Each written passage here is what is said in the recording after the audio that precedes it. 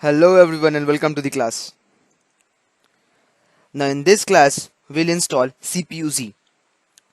So CPU-Z is completely free tool that will help you view all your device's hardware information. It works just like a more popular version of the program made for Windows or PC. The application will give you instant information about the name, architecture and clocks, that is core speed and multiplier of each of your system's device.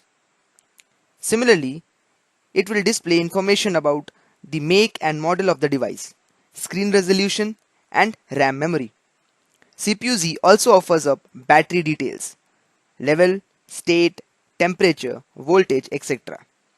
Best of all, and different from many similar applications, CPU-Z doesn't require any special permissions to access and show this information. So, CPU-Z is an excellent hardware information tool for Windows and now for Android as well.